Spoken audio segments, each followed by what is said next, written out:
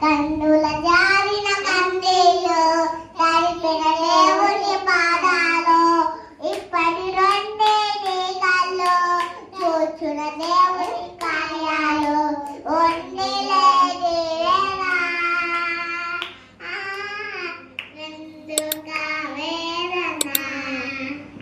పొందిన యాతన దేవుడే వరచున కన్నుల జారిన కందిలో కలిపిన దేవుని పాదాలు ఇప్పటి రెండే కళ్ళు చూసిన దేవుని కార్యాలు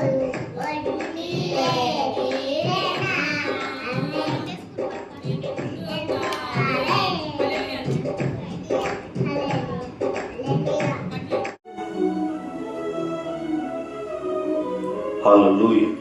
యాషోవ మెస్సయ్య గారి దివ్యనామంలో మీ అందరికీ కూడా నా ప్రేమపూర్వకమైన షలోమ్ తెలియపరుస్తూ ఉదయకాల శుభాకాంక్షలు తెలియపరుస్తూ 50కి మహిమ.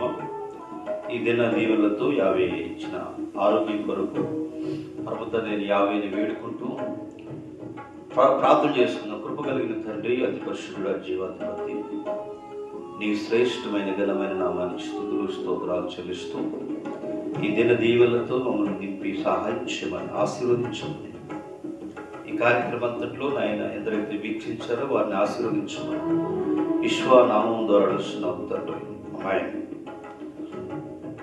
మంచిది పిల్లరా, పరిశుద్ధ గ్రంథమైన బైబిల్లో నుండి చాలా అద్భుతమైన కార్యాలు రాయబడ్డవి. యాషోవ మెస్సయ్య వారు ఎప్పుడైనా కానీ ఆయన బయలుదేరి వెళ్ళేటప్పుడు అనేక మంది తండోపతండాలుగా వెళ్ళేవారు. వెళ్ళినప్పుడు ఒక వ్యక్తి ఆయన పాదాల మీద కొని, ప్రభువా నిత్య జీవం కావాలంటే నేను ఏం చేయాలని చెప్పేసి అడుగుతాడు.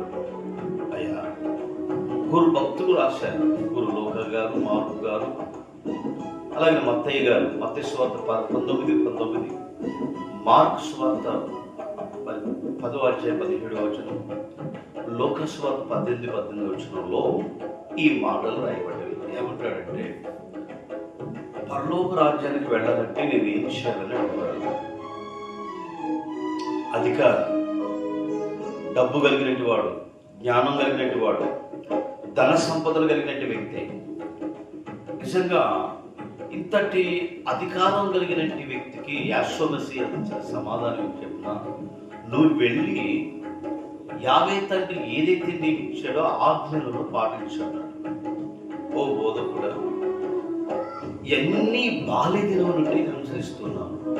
ఏ ఆజ్ఞలు అనుసరించాలి అంటే, నువ్వు వెళ్ళి తల్లిదండ్రులు సన్మానించు, నేను తప్ప వేరే ఒక దేవుడు లేడని చెప్పి ఇవన్నీ కూడా అనుసరించమన్నప్పుడు అని నాకు తెలుసాయి అన్నప్పుడు, అయితే నీకు ఒకటి పొదువుగా ఉంది. ఏంటి అంటే, నీ వెళ్ళి నీకున్న ఆస్తంతా అది పేదలకు పంచిపెట్టి నన్ను ఎమ్మడించు అంటే, వాడు ముఖం తిప్పుకొని వెళ్ళిపోయాడు.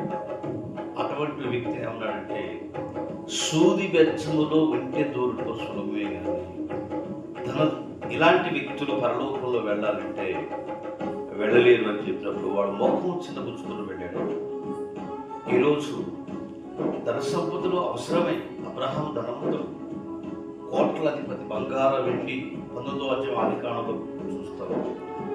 అంతటి ధనవంతుడైన అబ్రహాము 50కి సాగిలపడ్డాడు. ఈరోజు మనం ధనం సంపాదించుకున్నంతరంగా ధనం వచ్చినంత అంతలో 50 సేవకులు గౌరవించట్లేదు, మందిరాన్ని మర్చిపోతున్నారు, బైబిల్ మర్చిపోతుంది. బైబిల్ సత్యమైన బైబిల్ గ్రంథంలో రాయబడిన మాట ఏంటంటే, నన్ను ఎమ్మడించు అన్నాడు.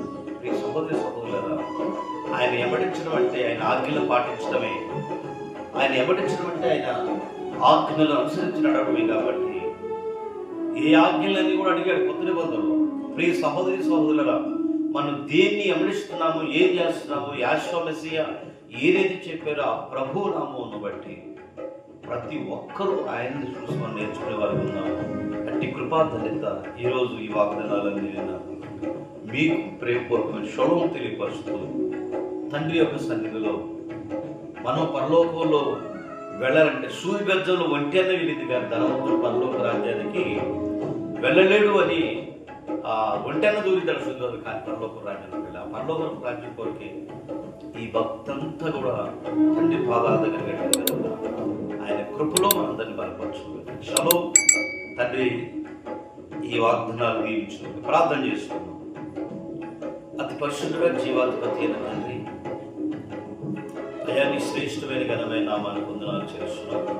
ఈ దినం నేను వివాహ వేడుకలు, అలాగే నేను పుట్టినరోజు కార్యక్రమాలు, వీధి సువార్తలు, మహాసభలు జరిగిస్తున్న ప్రతి వారిని దీవించుకున్నాను. మేలుతో నింపి సహకరించి మమ్మల్ని పాదాల దగ్గర గడుపుతూ ఈ సన్నిధులు మనం బలపరచున్నాను. అది త్వరలో రానయ్యున్న యెహోవా నామం ద్వారా అడిగి వేడుకుంటున్నాము తండ్రి. ఆమేన్. మీ అందరికీ ప్రేమపూర్వకమైన షోలో తండ్రి దినమంతా తోడై ఉండరుగా. ఆమేన్.